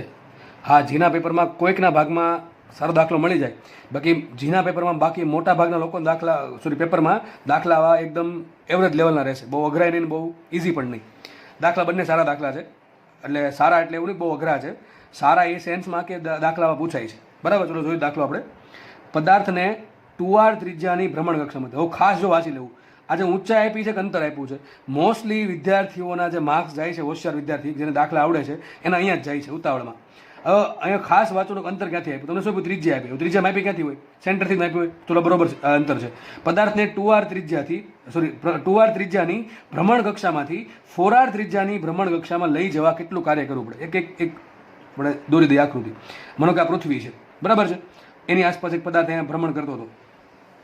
કેટલી ત્રિજ્યા છે? 2r ત્રિજ્યા. કેટલી ત્રિજ્યા છે? 2r. આ ત્રિજ્યા 2r છે, 2r. એમાંથી મારે એને 4r ત્રિજ્યામાં લઈ જવો છે. સપોઝ કે આવું કંઈક સર્કલ માની લો, સર્કલ છે ભાઈ, આ સર્કલ માની લેવું સર્કલ જ છે એમ. આ 4r ત્રિજ્યાની કક્ષામાં ભ્રમણ કરવા મારે લઈ જવો છે. તો અત્યારે છે અહીંયા, let me use another pen. ચલો અત્યારે છે અહીંયા, તો કે આ કક્ષામાં લાવવો છે, અહીંથી અહીંયા લાવવો છે, અથવા અહીંથી અહીંયા લાવવો છે, માનો ને અહીંથી અહીંયા લઈ જવો છે. તો અહીંથી અહીંયા લઈ જવા માટે શું કરવું પડે? કે કાર્ય કરવું પડશે. તો બસ સિમ્પલ ક્વેશ્ચન છે કે એક ઉપગ્રહ અથવા કોઈ પદાર્થ છે એ 2r ત્રિજ્યાની ભ્રમણ કક્ષામાંથી એને 4r ત્રિજ્યાની ભ્રમણ કક્ષામાં લઈ જવો હોય તો કેટલું કાર્ય કરવું પડે? ઓકે, શું લાગે તમને? દાખલો કઈ રીતે ગણશું? બોલો. આપણે મારે કાર્ય શોધવાનું છે. દાખલા જો કે હવે આવા આવડી જવા જોઈએ. આમ તો આપણે કાર્ય ઉર્જા પાવર ભણ્યા હોય, એમાં પાછું ઉર્જા સંરક્ષણ પણ ભણ્યા હોય, તો દાખલા બધા આવડી જવા જોઈએ દોસ્ત. આવા શું કરવું જોઈએ? બોલો. What should we do to solve this example? બોલો. અત્યારે 2r ત્રિજ્યામાં છે, ટૂંકમાં બંધન વધારે છે કે ઓછું છે? એમાંથી આપણે 4r ત્રિજ્યામાં લઈ આવ્યા, તો બંધન વધુ કે ઘટ્યું? શું લાગે તમને? બંધન ઘટે? પદાર્થ જેમ દૂર જાય એમ બંધન ઘટતું જાય કે વધતું જાય? ઘટતું જાય ઓબ્વિયસલી. તો મારે પદાર્થનો જે પદાર્થ છે એ ભ્રમણ કક્ષામાં છે, ભ્રમણ કક્ષામાં સ્થિર તો ન હોય, કે વેગ જ હશે ને? તો કે વેગ v છે. ભ્રમણ કક્ષામાં ભ્રમણ કરે પદાર્થ તરીકે. એમ ધારે ઉપગ્રહ છે, ઉપગ્રહ લખ્યું તો ચાલે કે એક ઉપગ્રહ છે એ 2r ત્રિજ્યામાં ભ્રમણ કરે છે, એમાંથી મારે એને 4r ત્રિજ્યામાં લઈ જવો છે ઉપગ્રહને. તો ઉપગ્રહ ઓટોમેટિક તો જશે નહીં, કારણ કે પૃથ્વીના બંધનમાં છે. એના પર કંઈક વેગ આપવો પડશે, કંઈક બહારથી કાર્ય કરવું પડશે, બરાબર છે. આપણે કાર્ય કયા સ્વરૂપે કરશું? ગતિ ઉર્જા સ્વરૂપે. આપણે એને ગતિ ઉર્જા આપશું, એ આપણે આપવું જ પડે ને. ટૂંકમાં આપણે કાર્ય કરવું પડે. પદાર્થને શું મળશે? ગતિ ઉર્જા મળશે. એ ગતિ ઉર્જા કેટલી આપવી પડે કે પદાર્થ 2r માંથી 4r ત્રિજ્યામાં આવી જાય? ત્રિજ્યા ક્યાંથી આપી જાય? સેન્ટરથી. ટૂંકમાં ચિંતા કંઈ છે નહીં. ઓકે, ચલો દાખલો કઈ રીતે ગણશું? ફટાફટ આન્સર આવવો જોઈએ મને, મગજમાં તમારે પ્રોસેસ આવી જવી જોઈએ. સર આ પ્રમાણે દાખલો થાય. એક કામ કરાય, અહીંયા એની કુલ ઉર્જા ધારો કે E1 છે, અહીંયા એની કુલ ઉર્જા E1 છે, ધારો કે અહીંયા એની કુલ ઉર્જા E2 છે. પદાર્થની અહીંયા કુલ ઉર્જા E1 છે, અહીંયા કુલ ઉર્જા E2 છે. માનો કે આ પ્રમાણે કંઈક આવ્યું. હવે કુલ ઉર્જા ધન હશે કે ઋણ હશે? ઋણ હશે તો જ બંધનમાં છે ને. માનો કે અહીંયા કુલ ઉર્જા -50 હતી. કેટલી હતી? -50. સમજવા માટે કહું છું. ધારો કે અહીંયા કુલ ઉર્જા -50 હતી, અને માનો કે અહીંયા એની કુલ ઉર્જા -30 થઈ ગઈ, તો કુલ ઉર્જા વધી ઘટી? ભાઈ કુલ ઉર્જા વધી, ભાઈ માઇનસ છે ને આગળ. તમને થશે 50માંથી 30 થી તો ઘટે ન કહેવાય. અરે આગળ માઇનસ તો જુઓ, માઇનસમાં સંખ્યા રેખા ઊંધી હાલે, ખબર છે ને? -50 નાના કહેવાય, -30 મોટા કહેવાય. ટૂંકમાં તમારે એની કુલ ઉર્જા -50માંથી -30 લાવવા માટે તમે એના પર 20 જૂલનું કાર્ય કર્યું છે, અથવા 20 એકમનું કાર્ય કર્યું છે. તો આ કાર્ય મળી ગયું મને. મારે શું કરવું પડે? એની પહેલાં કેટલી કુલ ઉર્જા હતી અને અંતમાં કેટલી કુલ ઉર્જા છે, બેયની બાદબાકી કરું તો મને શું મળે? કાર્ય. બહુ સિમ્પલ છે. ખબર પડે કે ના પડે? એકદમ સિમ્પલ દાખલો છે, એકદમ સિમ્પલ દાખલો છે. થોડું કોન્સેપ્ટ સમજો એટલે વાંધો નહીં આવે. એની પહેલાં કુલ ઉર્જા કેટલી હતી એ શોધવાની, હવે અંતમાં કુલ ઉર્જા કેટલી છે એ શોધવાની, અને બેની બાદબાકી કરું તો મને મળે કાર્ય. કઈ રીતે? માનો કે એની પહેલાં કુલ ઉર્જા -50 હતી, હવે ધારો કે એ 2r માંથી 4r માં આવી ગયો, એક ખાલી માનવાનું છે, અને એની કુલ ઉર્જા -30 થઈ ગઈ. તો આ +20નો વધારો થયો કે નહીં એની ઉર્જામાં? ક્યાંથી થયો હશે? આપણે કાર્ય કર્યું. ટૂંકમાં આ થઈ ગયું કાર્ય. મારે શું કરવું પડે? દાખલામાં આ દાખલામાં એક જ વસ્તુ કરવાની કે અહીંયા કુલ ઉર્જા કેટલી અને અહીંયા કુલ ઉર્જા કેટલી, બેની બાદબાકીથી શું મને મળે? બંનેની બાદબાકીથી મને મળશે કેટલું કાર્ય. અથવા તમને એમ પૂછે કે ભ્રમણ કક્ષામાં લાવવા માટે ઉપગ્રહને કેટલી બહારથી ગતિ ઉર્જા આપવી પડે, તો પણ કાર્ય જ થયું એ કાર્ય કે બહારથી ગતિ ઉર્જા કે બે સરખા છે. ચલો આપણે મૂકી દઈએ. તો ચલો પહેલાં ઉપગ્રહ ક્યાં છે? પહેલાં એક માટે E1 શોધી નાખીએ. હવે E1 શોધવા માટે તમને ઉપગ્રહની કુલ ઉર્જાનું સૂત્ર યાદ હોવું જોઈએ. તમને યાદ હશે ઉપગ્રહની ગતિ ઉર્જા x હોય તો સીધી ઉર્જા થશે -2x અને ગતિ ઉર્જા થશે કુલ ઉર્જા થશે -x. પણ અહીં x થોડું ચાલવાનું છે, આપણે કંઈક વેલ્યુ મૂકવી પડે. સૂત્ર શું આવે? -GMEM/r. આ સૂત્ર ખોટું છે. માનો કે તમને સૂત્ર યાદ નથી, માનો કે તમને સૂત્ર યાદ નથી, તમને એટલું યાદ હશે ને કે ઉપગ્રહ છે એ પૃથ્વીના સેન્ટરથી r જેટલા અંતરે હોય તો સીધી ઉર્જા કેટલી હોય એની? -GMEM/r. આટલી હોય કે ન હોય? સ્થિતિ ઉર્જા આટલી હોય તો સૂત્ર જ છે બેઠું. એના ભાંગા 2 કરો તો શું મળશે તમને? કુલ ઉર્જા. કેમ? જો અહીં દેખાય છે તમને સ્થિતિ ઉર્જા -2x હોય, કુલ ઉર્જા -x થાય. ટૂંકમાં તમે ખાલી સ્થિતિ ઉર્જા સૂત્ર યાદ રાખશો ને કોઈ પણ અંતર માટે તો પણ તમને ગતિ ઉર્જા મળી જશે, કુલ ઉર્જા મળી જશે. સ્થિતિ ઉર્જા તો મળી જ ગઈ છે, તો કુલ ઉર્જા સૂત્ર થઈ ગયું આટલું. ચલો આપણે એક કામ કરીએ, અહીંયા r શું મૂકી દઈએ? r મૂકીએ 2r. શું મૂકીએ? r બરાબર 2r મૂકીએ તો શું આન્સર આવશે વિચારો? -GMEM/r મૂકો 2r ને. r ક્યાંથી માપવાના? સેન્ટરથી. ડિસ્ટન્સ તમે સેન્ટરથી જ આપ્યું છે, કોઈ ચિંતા છે નહીં. r બરાબર 2r તો શું આવશે અહીંયા? 2 × 2r ધેટ ઇઝ 4r. થઈ ગયું આટલું. આગળ વધીએ. E2 શોધીએ. ચલો E2 એટલે ક્યારે? આ થઈ ગઈ 2r ત્રિજ્યાએ એની ઉર્જા અને આ થશે 4r ત્રિજ્યાએ ઉર્જા. ચલો કેટલી આવશે? -GMEM/2r પરથી. બરાબર? એ પરથી આવશે. અહીં આપણે પરથી આવશે. એટલે મૂકીએ કિંમત તો -GMEM છેદમાં જુઓ 2 તો એમને રાખીએ. હવે કેટલી ત્રિજ્યા થઈ ગઈ? એની થઈ ગઈ 4r. ત્રીજા ડબલ થઈ ગઈ તો અહીં શું આવશે? 2 × 4r ધેટ ઇઝ 8r. તો કેટલું આવશે કાર્ય? તો W બરાબર, તમારે આમ નથી લખવાનું, તમારે આમ લખવાનું છે કરવું પડતું કાર્ય બરાબર આપવી પડતી બાહ્ય ગતિ ઉર્જા બરાબર તેની કુલ ઉર્જામાં થતો વધારો બરાબર બે ઉર્જાની બાદબાકી. એટલે હું ડાયરેક્ટ લખી દઉં છું W બરાબર E2 - E1. આ મોટા છે ને આ નાના છે, ખબર પડે કે નહીં? તો આમાંથી આ બાદ કરો, શું આન્સર આવશે વિચારો?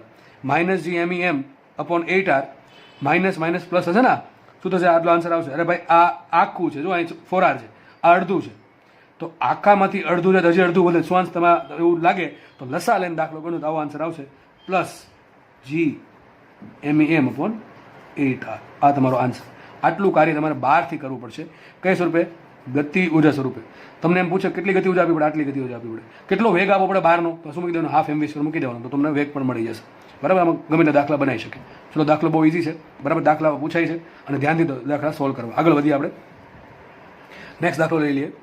ઉપગ્રહોના દળ m તથા 2m અને તેઓ r અને 2r ત્રિજ્યાની વર્તુળાકાર ભ્રમણ કક્ષાઓ ધરાવે છે તો તેમની ગતિ ઉર્જાઓનો ગુણોત્તર શોધો. ઉપગ્રહની ગતિ ઉર્જાનો ગુણોત્તર શોધવાનો છે. એક ઉપગ્રહ છે એનું દળ m છે, એની ત્રિજ્યા r છે. બીજો ઉપગ્રહ છે એનું દળ m છે, 2m છે, એની ત્રિજ્યા 2r છે. દાખલો એકદમ ઇઝી દાખલો, નવો દાખલો 100% પૂછાશે. ચલો ગતિ ઉર્જા સૂત્ર યાદ નથી? ચલો સ્થિતિ ઉર્જા સૂત્ર યાદ આવડે કે ન આવડે? સ્થિતિ ઉર્જા શું હોય? -GMEM/r હોય કે ન હોય? ઓકે, આ તો યાદ હશે ને કે r અંતરે કોઈ વસ્તુ સ્થિતિ ઉર્જા કેટલી આવે? -GMEM/r. એની અડધી અને પછી પ્લસમાં શું હોય? ગતિ ઉર્જા. તો ગતિ ઉર્જા સૂત્ર શું આવશે? K બરાબર સૂત્ર શું આવશે? K બરાબર આવશે +GMEM શું આવશે અહીંયા? 2r આવશે. બરાબર કે નહીં? હવે બેમાં સરખું શું હોય? GME/2. બે સરખું હોય, વધુ શું ખાલી m/r. તો લખાઈશું માટે K proportional to only m/r. સમજ પડે કે ન પડે? આમાં ન જવું શું કરવાનું? K1 શોધવાનું. GME m મૂકો m ને સ્મોલ r મૂકો r. શું બોલશે? GMEM/2r. બરાબર? પછી એક વખત આ મૂકો GME ઇન્ટુ m ની જગ્યાએ શું મૂકો? 2m મૂકો, r ની જગ્યાએ શું મૂકો? 2r. તો થશે 4r. એમ કરો તો અથવા આમ કરો તો આ બધું સરખું જ થશે. બરાબર? ખબર પડી ગઈ કે ન પડી ગઈ? ઓકે ચલો. તો આપણે અહીંયા G બે માટે સરખું થશે, ME બે માટે સરખું થાય, 2 બે માટે સરખું થાય. વધ્યું શું? m/r. તો K પ્રપોર્શનલ ટુ શું લખે? m/r. તો લખાઈશું માટે માંગ્યું શું? K1/K2. તો આપણે મૂકીએ K1 ના છેદમાં K2. ચલો K1 શું આવશે? m1 ના છેદમાં r1 છેદમાં. બરાબર ને? K1 પ્રપોર્શનલ ટુ શું આવશે? m1/r1. અને એ પ્રમાણે K2 શું પ્રપોર્શનલ ટુ આવશે? m2/r2. ડાયરેક્ટ મળી ગયો આન્સર. ચલો m1 શું આપ્યા? m આપ્યા છે. m1 શું આપ્યા છે? m1 આપ્યા છે સ્મોલ m છેદમાં r1 શું આપ્યા? r આપ્યા છે.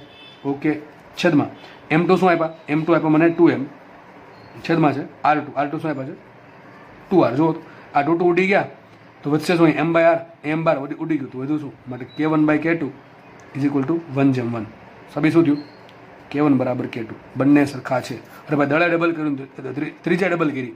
દળ પણ તમે ડબલ કરી દીધું, અહીંયા ત્રિજ્યા પણ ડબલ કરી દીધું, ગતિ ઊર્જા કંઈ બદલશે જ નહીં. સમજ પડી ગઈ? દાખલો એકદમ ઈઝી દાખલો છે. દાખલા આવા એમપી હજી કહું છું પણ નથી આવડતા છોકરાઓને, તોય નહીં આવડતા. સૂત્ર જ યાદ ના હોય એટલા માટે. તમને આમાં એક ચેન્જ કરી નાખું. તમને એમ કીધું હોત કે એમ ઉપગ્રહોના દળ હોમવર્કમાં, ચલો દાખલો હોમવર્કમાં ગણવો. કયો દાખલો જુઓ? ઉપગ્રહોના દળ એમ તથા 2m અને સપાટીથી ઊંચાઈ આટલું કરી નાખજો ખાલી. ચલો શું આન્સર છે કહેજો. અને ઉપગ્રહોના દળ એમ તથા 2m તથા તેમના પૃથ્વીની સપાટીથી ઊંચાઈ r અને 2r છે. આ કાઢી નાખજો. r અને 2r છે અને તેઓ વર્તુળાકાર ભ્રમણ કક્ષાઓ ધરાવતા હોય તો તેમની ગતિ ઉર્જાનો ગુણોત્તર શું આવશે? ચલો શું આન્સર આવશે તમે કોમેન્ટમાં લખજો. Write it in to comment if you want. Okay, આપણે આગળ વધીએ. નેક્સ્ટ દાખલા રકમ તમારી સામે છે. રકમ એક આવી છે.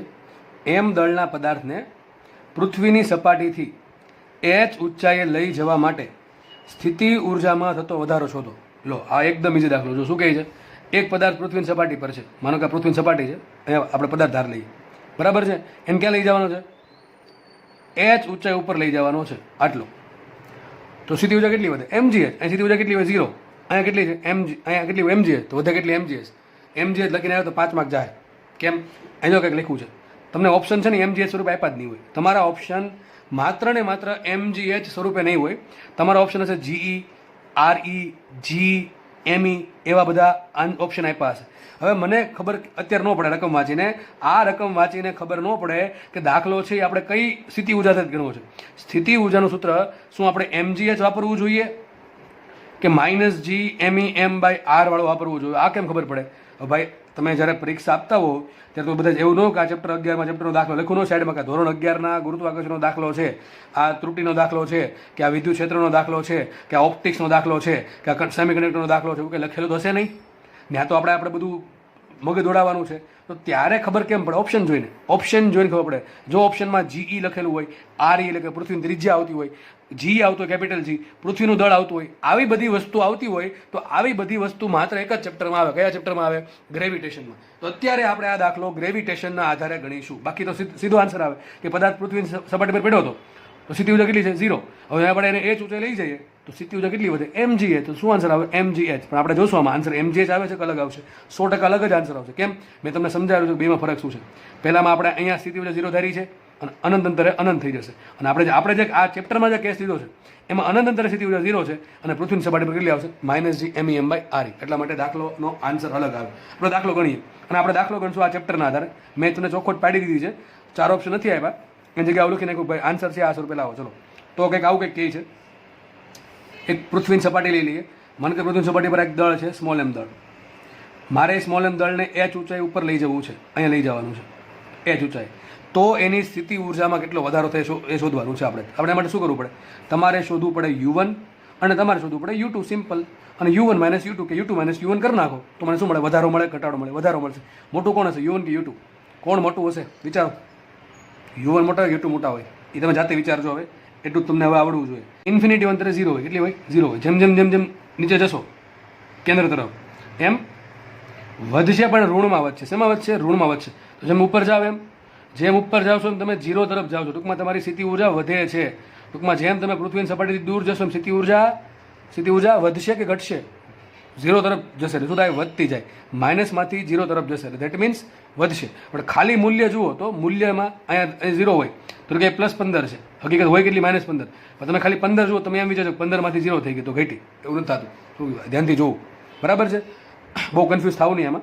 આગળનું માઇનસને ધ્યાનમાં લેવું જ પડે હંમેશા, કારણ કે માઇનસ શું બતાવે? બંધન બતાવે. એટલા માટે આપણે આ દાખલો ગણીએ, સોલ્વ કરીએ. બહુ દાખલામાં કંઈ ખાસ છે નહીં. શું કરવાનું છે? મારે U1 શોધવાનું છે, U2 શોધવાનું છે. બંને વચ્ચેનો જે ડિફરન્સ છે શોધવાનો છે. ચલો તો કંઈ નહીં, શોધી નાખીએ. U1 બરાબર. ચલો U1 શું આવશે? U1 આવશે શું? આપણે ખબર છે પદાર્થ પૃથ્વીની સપાટી પર પડ્યો હોય તો સ્થિતિ ઉર્જા શું આવશે? -G_ME × સ્મોલ m છેદમાં શું આવશે? RE ને. ભાઈ સ્થિતિ ઉર્જાના સૂત્રમાં હંમેશા અંતર ક્યાંથી માપું? સેન્ટરથી. તો પૃથ્વીની સપાટી પર પડ્યો હોય તો કેટલા અંતર હશે? RE અંતર હશે. ચલો આગળ વધીએ. U2 બરાબર શું આવશે? ચલો પદાર્થ છે એ હવે કેટલો ઊંચાઈ ગયો? h ઊંચાઈ ગયો. તો હવે એનું સેન્ટરથી કેટલું અંતર થઈ ગયું? RE + h. તમે આને સ્મોલ r લખી શકો અને સ્મોલ r બરાબર શું આવશે? RE + h. તો હવે એનું સ્થિતિ ઉર્જા આવશે -G_ME × સ્મોલ m છેદમાં RE + h. બરાબર ખબર પડી ગઈ શું આન્સર આવશે? -G_MEM છેદમાં RE + h. તો અહીંયા જો અંતર વધ્યું તો સ્થિતિ ઉર્જા ઘટે, પણ આગળ માઇનસ છે પાછું. બરોબર કે નહીં? તો કરવાનું શું છે, ખાલી જસ્ટ આનો તમારે બેની બાદબાકી કરવાની છે. તો શોધી નાખીએ આપણે સાઈડમાં. u2 માઇનસ u1 કરીએ તો શું આવશે? જો માઇનસ જી MEM છેદમાં RE પ્લસ એચ, અને આમાંથી આ બાદ કરીએ તો આ થઈ જશે પ્લસ, બરાબર કે નહીં? આમાંથી આપણે આ બાદ કરીએ માઇનસ માઇનસ થઈ જશે પ્લસ. શું આવશે અહીંયા? GMEM છેદમાં RE, બરોબર. ચલો મૂકીએ, આને ડેલ્ટા યુ કહી દઉં છું, ડેલ્ટા યુ બરાબર. ચલો કોમન શું આવશે? હું GMEM બાય RE નહીં, સોરી આટલું જ કોમન આવશે. GMEM G into MEM into common કાઢી દઉં, બરાબર છે. અહીં શું વધશે? આ પ્લસ વાળો પદાર્થ આવશે અહીંયા 1/RE માઇનસ આવશે 1/RE પ્લસ, બરાબર કે નહીં? આટલો આન્સર આવશે.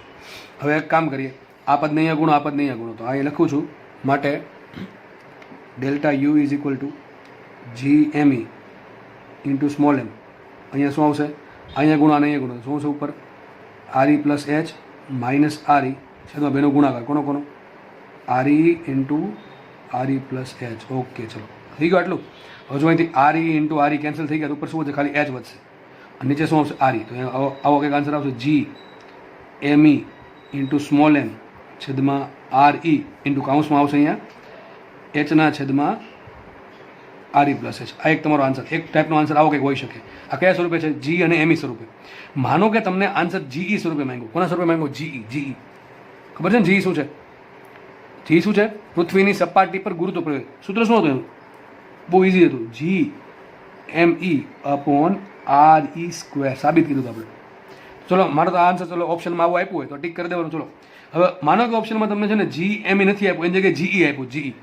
G ઇન્ટુ કેપિટલ M નથી આપ્યું, એની જગ્યાએ તમને GE આપ્યું છે. તો કે મારે આ પાર્ટીઓ ફિટ કરવું છે તો શું કરીશું? જો આના માટે કોની જરૂર પડે? GME છેદમાં RE સ્ક્વેર.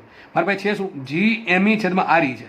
તો અહીંયા જો અને હજી ઇન્ટુ RE વડે ગુણી નાખું અને RE વડે ભાંગી નાખું. ધ્યાનથી સમજો, GME છેદમાં RE છે તો અને RE વડે ગુણું અને RE વડે ભાંગું, કંઈક આવું કંઈક, અને RE વડે ગુણી નાખવામાં આવે અને RE વડે ભાંગી નાખવામાં આવે. આમે ગુણાકાર કર્યો, ભાંગાકાર કર્યો, તો અહીંયા શું થઈ જશે? જો અહીંયા થઈ જશે GME છેદમાં RE square.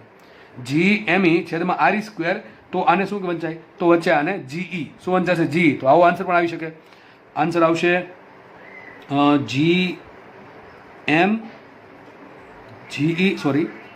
MGE into H અને કાઉન્સમાં આવશે RE ના છેદમાં RE પ્લસ એચ. આ તમારો જવાબ. જો આન્સર MGH નો આવ્યો, ઉપરથી આ બાજુ પાટિયું પૂછડ્યું ગુણાકારમાં આવ્યું. કેમ આવું થયું? બાકી આપણે આ પ્રમાણે ગણતરી કરી હોત કે ભાઈ અહીં સીધી ઉર્જા 0 છે ને અહીંયા MGH, તો કેટલો વધારે થતો? ખાલી આવત આન્સર MGH. એ આપણે ગણશું, મોસ્ટલી બીજા ચેપ્ટરમાં એમ જ કરશું. પણ ગ્રેવિટેશનમાં સૂત્ર આન્સર શું આવશે? MGH ઇન્ટુ RE છેદમાં RE પ્લસ એચ. આવો આન્સર અલગ નથી, આ આન્સર સરખો જ છે, પણ આમાં ધારણા અલગ છે. ઇન્ફિનિટી અંતર અહીંયા 0 છે અને પૃથ્વીની સપાટી પર માઇનસ છે, એટલા માટે. પહેલામાં ઊંધું હોય, પૃથ્વીની સપાટી પર 0 હોય ને ઇન્ફિનિટી અંતર ઇન્ફિનિટી હોય, એચ ઇન્ફિનિટી મૂકો એટલે. તો તમારા બે આન્સર સાચા છે. શું આન્સર આવી શકે? GMEM છેદમાં RE કાઉન્સમાં H upon RE plus H. એમ આન્સર ચાલે અથવા આમ ચાલશે MGH ઇન્ટુ RE ના છેદમાં RE પ્લસ એચ. તો આ તમારો જવાબ અહીંયા આવી ગયો છે. આપણે નેક્સ્ટ દાખલો જોઈએ. અને હા, ઘણી વખત એવું આ લોકો એવું કરે કે આ છે ને RE છેદમાં જવા દે, અથવા કામ કરું બધા પદને છે ને RE વડે ભાંગી નાખું. આ MGH એમ રાખું, આ જે વસ્તુ છે ને બધાને RE વડે ભાંગું. શું આન્સર આવશે? આન્સર કંઈક આવો આવશે, MGH કાઉન્સમાં અથવા છેદમાં 1 થઈ ગયો ને, RE છેદમાં RE 1 થઈ ગયું, તો MGH છેદમાં RE ભાંગ્યા RE 1 પ્લસ H ભાંગ્યા RE. તો આવો પણ આન્સર આવે. આ પણ આન્સર સાચો. અને તમે ધારો તો આ સૂત્ર તમે યાદ રાખી શકો છો, સૂત્ર યાદ રાખી શકો છો. પણ ક્યારે સાચું? આ ગ્રેવિટેશન હોય તો. તમને એમ કે ભાઈ એમ દળનો પદાર્થ છે ને એ જ ઊંચો પર લઈ જવો છે તો કેટલું કાર્ય કરવું પડે? તો કાર્ય આવ્યું ભાઈ. આ કાર્ય પણ કહી શકાય. કેમ કાર્ય કહી શકાય? કારણ કે આ જે સ્થિતિ ઉર્જા વધી છે એ ક્યાંથી વધી? કાર્ય કરવાથી. આ કાર્ય કર્યું તમે એટલા માટે સ્થિતિ ઉર્જા વધે છે એની. બરાબર છે? ઓકે, ચલો આગળ વધીએ. નેક્સ્ટ ક્વેશ્ચન સોલ્વ કરીએ. ઉલ્કા પૃથ્વીના કેન્દ્ર તરફ ગતિ કરે છે. એક ઉલ્કા છે, એ પૃથ્વીના કેન્દ્ર તરફ ગતિ કરે છે. તે પૃથ્વીના કેન્દ્રથી ક્યાંથી અંતરે પહોંચ્યું? કેન્દ્રથી. તે પૃથ્વીના કેન્દ્રથી 10 RE જેટલા અંતરે 12 કિલોમીટર પર સેકન્ડના વેગ ધરાવે છે. એક ઉલ્કા છે, એ જ્યારે પૃથ્વીના કેન્દ્રથી 10 RE જેટલા અંતરે હોય ત્યારે એની ઝડપ કેટલી? બહુ વધારે છે. જો 12 કિલોમીટર પર સેકન્ડ છે, ઓકે, ના વેગ ધરાવે છે. તો હવે શું કરશે? ધીમે ધીમે પૃથ્વી તરફ આવશે. તો પૃથ્વીની સપાટીને કેટલા વેગથી અથડાશે? અહીંયા લખ્યું છે વાતાવરણનું ઘર્ષણ અવગુણ. જો કે આ વાત બહુ મોટી થઈ ગઈ. એક્ઝેક્ટલી ઘણી બધી ઉલ્કા છે એ પૃથ્વી તરફ ગતિ કરતી હોય, પણ વાતાવરણના ઘર્ષણમાં એનો વેગ એટલો બધો વધારે હોય કે નેને સળગી જાય. આપણને આવું ભણતા આવ્યા છે. પણ દાખલો ગણવા માટે આપણે એવું કીધું છે કે ભાઈ વાતાવરણનું ઘર્ષણ અવગણી દેવું. બાકી દાખલો થાય સોલ્વ. તમને ઘર્ષણ બળ આપ્યું હોય તો ભાઈ ઘર્ષણ બળ છે કે ડિપેન્ડ કરે છે વેગ પર, એ બધું તમને ફંક્શન આપેલું હોવું જોઈએ. દાખલો એ પણ સોલ્વ થઈ જાય. ચલો તો આપણે દાખલો અત્યારે એવું માનશું કે વાતાવરણ છે જ નહીં અને ઉલ્કા આપણે પાડી જ દેવી છે પૃથ્વી પર ગમે એમ કરીને. તો ચલો જોઈએ આપણે કે આકૃતિ કંઈક આવી બધી બનશે કે માનો કે આ પૃથ્વી છે, આ પૃથ્વી છે અને સપોઝ ક્યાંય કંઈક ઉલ્કા છે. આ ઉલ્કા લઈ લઈએ. આ ઉલ્કા જ્યારે પૃથ્વીના ક્યાંથી અંતર આપ્યું? કેન્દ્રથી. જો કેટલા, જો બે તનમાં અંતર આપે, કાં તો સપાટીથી આપે કાં તો અંતર કેન્દ્રથી આપે. આપણે લેવાનું ક્યાંથી? હંમેશા કેન્દ્રથી. તો જ્યારે કેન્દ્રથી કેટલા અંતર હશે? 10 આરી જેટલા અંતર હશે ત્યારે ભાઈ વેગે છે, કેટલો વેગ છે? 12 કિલોમીટર પર સેકન્ડનો વેગ છે. ધીમે ધીમે નીચે આવશે.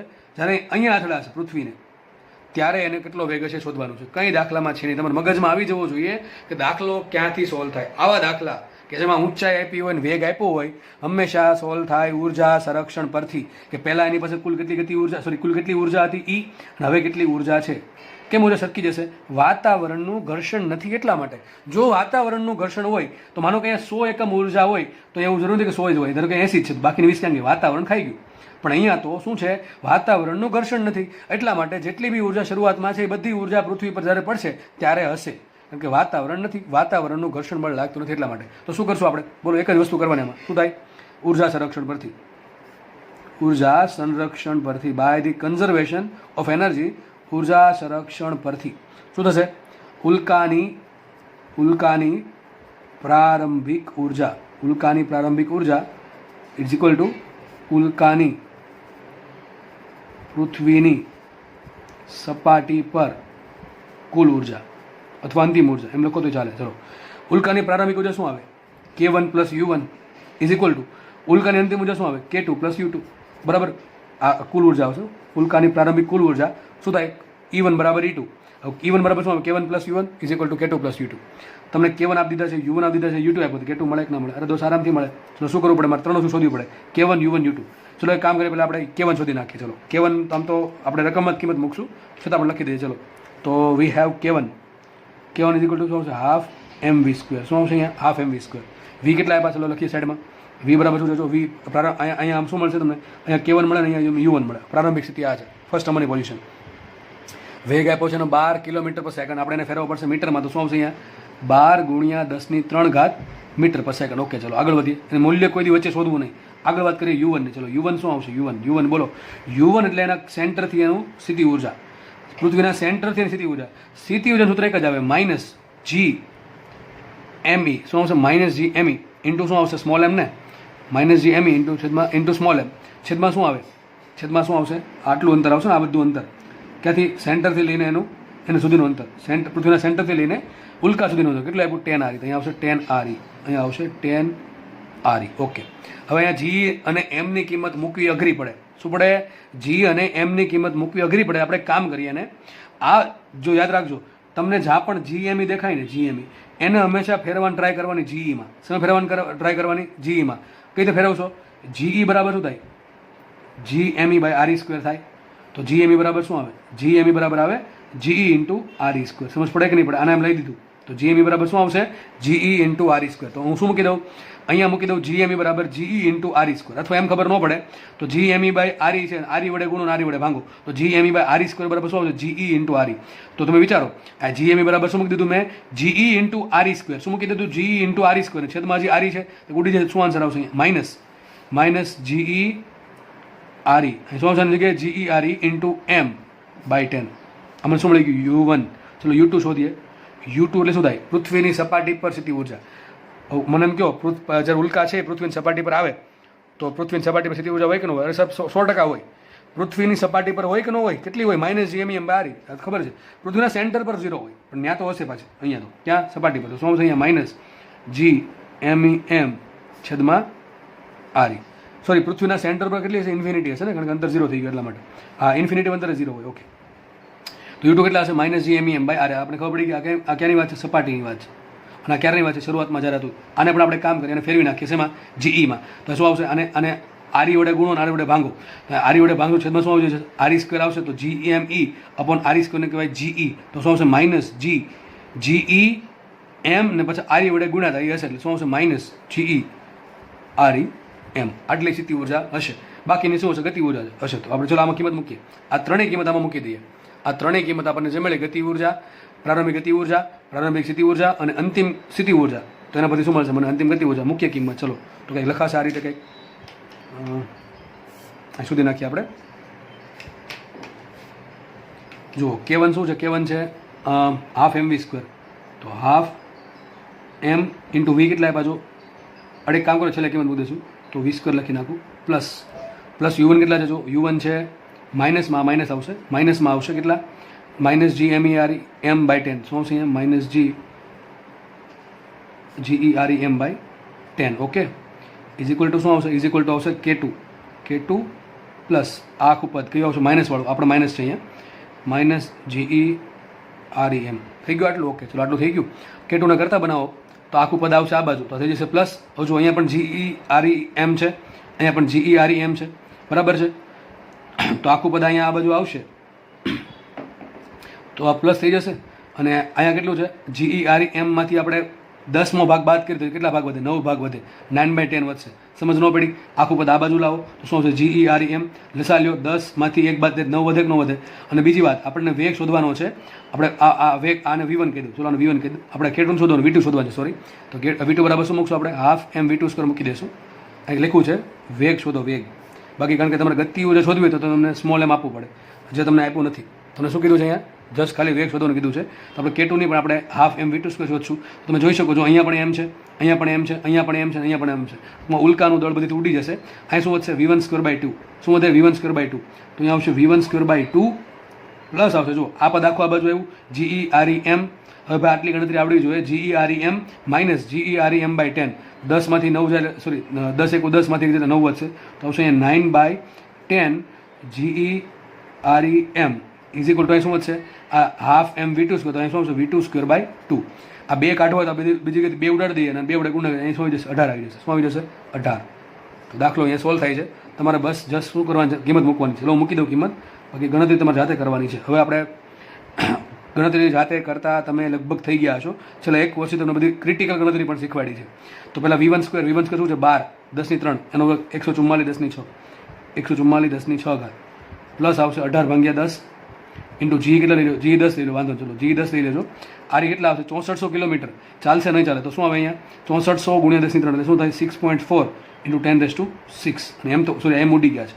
તમારે આટલી ગણતરી જાતે કરવાની છે તો તમને કંઈક આન્સર આવશે. શું આન્સર આવે એ તમારે કોમેન્ટમાં લખીને મને કહેવાનું છે. ઈચ્છુક વ્યક્તિઓ લખે, બરાબર છે. તો આ ગણતરી એકદમ ઇઝી છે, જાતે કરી દે. હવે 6 ઘાત રહેવા દેવી અહીંયા, એટલે શું થાય? સરવાળો થઈ શકે એટલા માટે, બરાબર. બાકી 18/10 1.8 × 6.4 કરો, અથવા 18 × 64 કરી નાખો, /10 હજી કરવા પડશે. આ 10 ઉડી ગયા એટલા માટે. તો 18 × 6.4 કરો, એનો 144 જોડે સરવાળો કરો. જે આન્સર આવે એનો પછી વર્ગમૂળ કાઢો. બહુ દાખલો આન્સર બહુ ઇઝી આવશે, બહુ અઘરો નહીં આવે, બરાબર. તો એ પ્રમાણે તમારો દાખલો સોલ્વ થઈ જશે. ઓકે, ચલો આપણે રાખીએ લેક્ચર. નેક્સ્ટ લેક્ચરમાં હજી આપણે ઉપગ્રહના નિષ્ક્રમણ ઝડપના બંધન ઉર્જાના દાખલાની પ્રેક્ટિસ હજી ચાલુ રાખશું. ઓકે, ચલો થેન્ક યુ, ધન્યવાદ, જય હિન્દ.